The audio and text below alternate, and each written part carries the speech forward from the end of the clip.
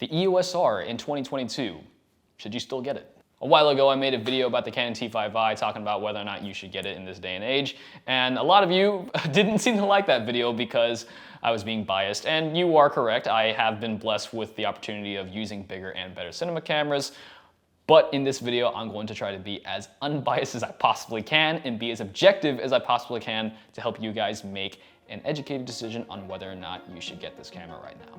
Let's get into it. So, the EOS R.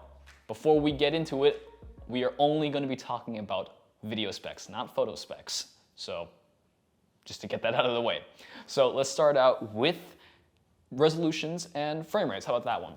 So, the Canon EOS R can shoot 1080p 60 frames a second, which is the bottom standard from what a lot of videographers would say at this point in time, because I don't think we can find anybody who would advocate for shooting 720p.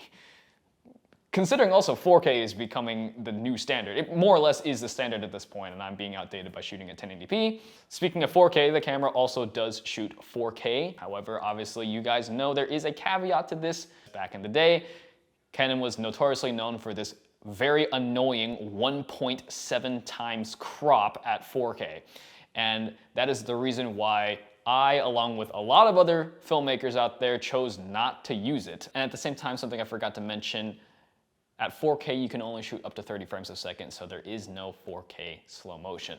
But one of the benefits, obviously, to this camera is that it is a full frame camera, so you have that beautiful, nice, wide FOV, along with better exposure, so you can shoot in low light a lot better. If you pair this camera with a fast lens, like a Sigma Prime, you're off to the races. One of the best things that I will say about this camera is, if you're trying to move away from the DSLR world and trying to jump into the mirrorless world, this is the perfect starting camera in the mirrorless world. Also, at the same time, if you are a hardcore Canon user like I am, you do know that Canon is killing off their EF line one by one, switching to RF.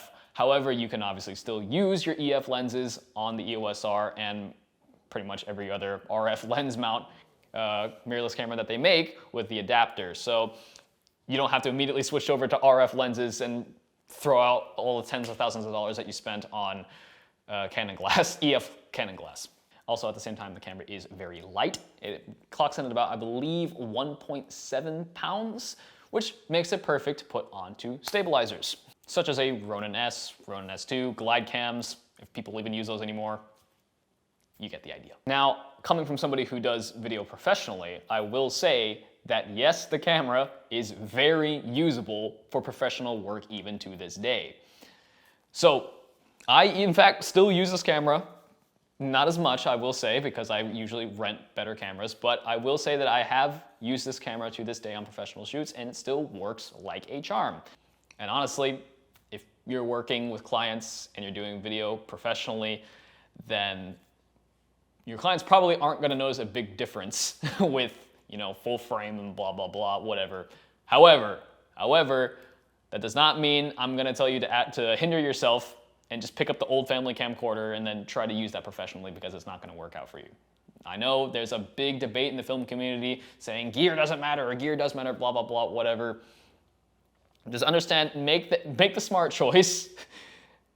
Don't pick up an old 480p film camera and say that, oh yeah, this is perfect for this day and age. So no, making the argument that back in the day this worked, it doesn't work. We're not in that day anymore.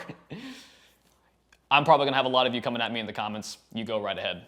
But either way, the bottom line is the EOS R, if you're trying to move away from the old DSLR world and you're still a beginner in mirrorless, absolutely. I think the EOS R is great. It can definitely last you for long. It can still be used professionally to this day if you know how to use it right. But I will be honest, I typically rent cameras a lot more than I do buy them, simply because of how fast cameras depreciate in value.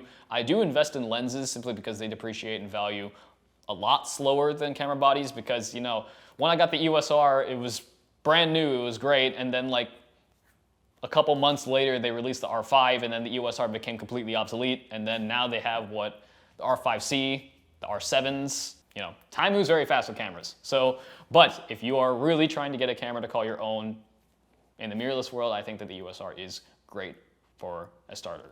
I believe it costs around $1,800 still. That's new. But You can probably get it for a lot cheaper used. The next thing that I see people talk about a lot is, should I go to film school? So if you want to learn more about that, coming from somebody who is currently going through film school, check out this video right here.